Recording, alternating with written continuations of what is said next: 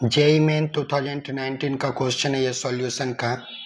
The vapour pressure of pure liquid A and B are 400 and 600 mmHg respectively at 298 kelvin.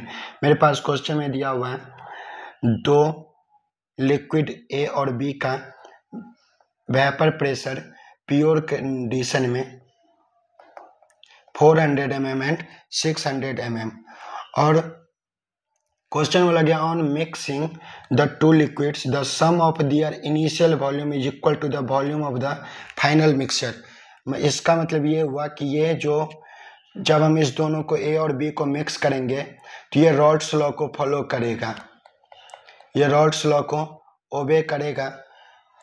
The mole fraction of liquid B is 0.5 in the mixture. जो B है उसका solution के time पे mole fraction जब हम ए और B को mix कर दें तो है 0.5।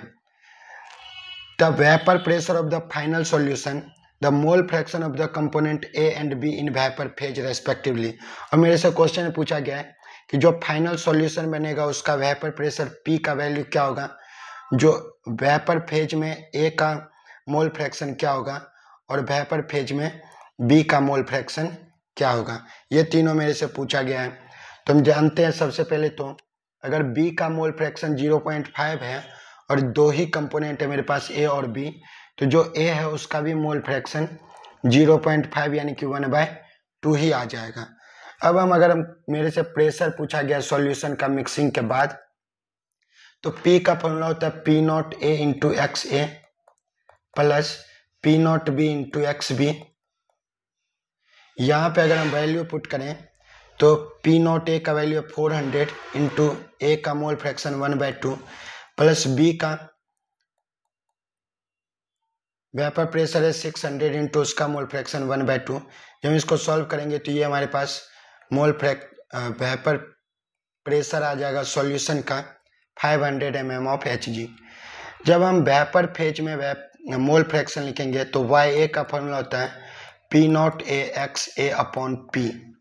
हम वैल्यू पुट करेंगे तो P0 A का वैल्यू गिवन है 400, XA का वैल्यू 1/2 अपॉन P का वैल्यू 500 हम कैलकुलेट करके अभी निकालें तो ये वैल्यू आ जाएगा 0.4। जब हम B के लिए वेपर फेज में मोल फ्रैक्शन लिखेंगे तो ये वैल्यू आएगा P0 B into x B upon P।